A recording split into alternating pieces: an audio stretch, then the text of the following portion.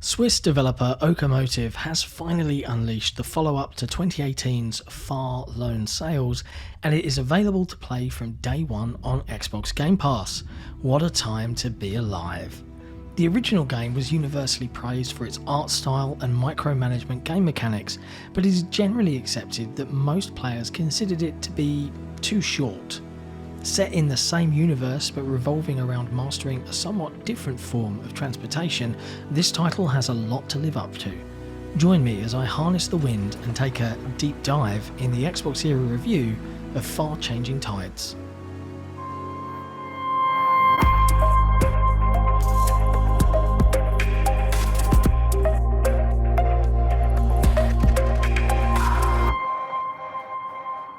As a continuation of Lone Sails, we again find ourselves in a post-apocalyptic Ballardian world that the developers brought to life with some stunning hand-drawn locations.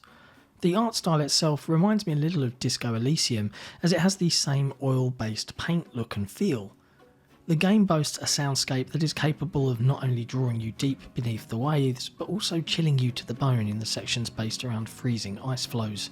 Paired with an original soundtrack by Joel Schock, which straight away made me think of the keening violin of Warren Ellis, I could not help but be drawn completely into my strange new environment. Whereas the original game was centred around a girl controlling a land-based vehicle on a side-scrolling journey, things have been shaken up somewhat this time around. Playing as a young male character, I found myself in a city that had been completely flooded. After exploring the limited local area and gaining a diving suit with a propulsion boost, the only course of action available was to set off on another epic journey in a vehicle that looked like a cross between a Victorian pedal steamer and a tall ship. The unique premise of these games is that by zooming in on the vessel, players can see a cross-section of its internal compartments.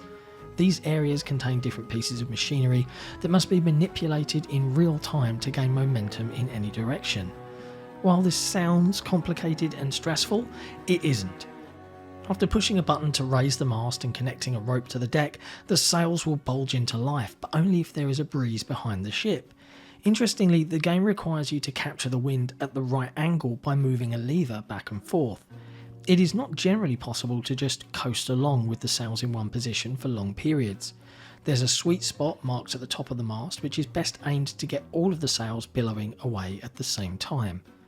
Using this form of wind transportation alone, I was able to progress to the first obstacle. The Far series follow a pattern in that gameplay consists of travelling to an environmental obstacle, which is essentially a puzzle.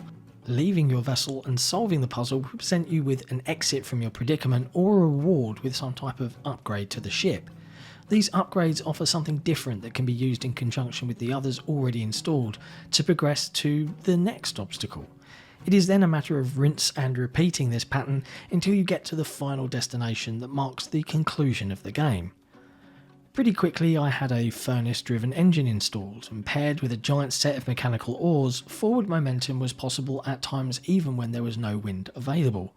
This means of propulsion was a mainstay of the first game, but brings with it the task of scavenging for items that can be burned within it as fuel. Pretty much any of the items that can be found are suitable to be burnt, and there is more of this than is actually required, but fuel isn't exactly abundant. Discovering and salvaging resources from seabed-based containers is a worthwhile exercise, so it's lucky that there is a crane of sorts at the stern of the vessel, or at least there is after you've accidentally ripped off the previous one and solved a puzzle to replace it.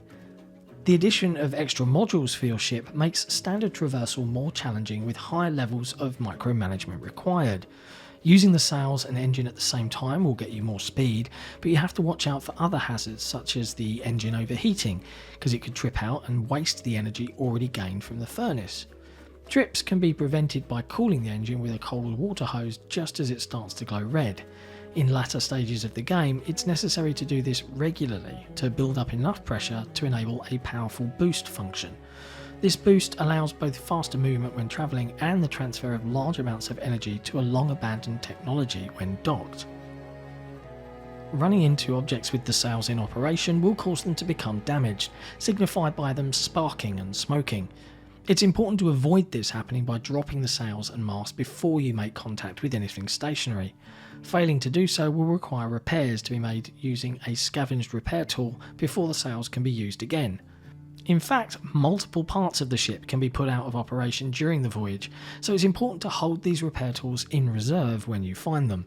If you have an engine out of action and requiring repair, and you've got no wind and your sails are shredded, you're not going anywhere. The unique upgrade that really changes the direction of this game as opposed to its prequel is the diving module. Once attached, the craft becomes a fully fledged submarine.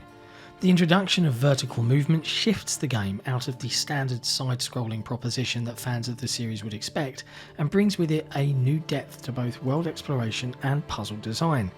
Balancing control of all of these features makes life a more complicated challenge, but it never becomes a chore or punishes the player unnecessarily. This allows the game to remain firmly in that relaxploration realm. There is also no combat and no way of dying on this journey, although it is certainly possible to get stuck. There is always a way out of the situation before it gets too rage-inducing. I struggled with one puzzle and continually used up all of the fuel without completing the required result. Forgivingly, the game would furnish me with more fuel in the same area to signal I was doing something wrong, the only inconvenience being that I had to dive to the seabed repeatedly to retrieve it. As stated before, this is a game clearly designed to be enjoyed in a chilled out way. At about double the length of the first game, when I reached the satisfying conclusion of the journey, this experience does not start to get boring or slip into padded out territory. The controls are simple, and while the game objective is never really explained, everything is designed in such a way that intuition was able to guide me from start to finish nice and fluidly.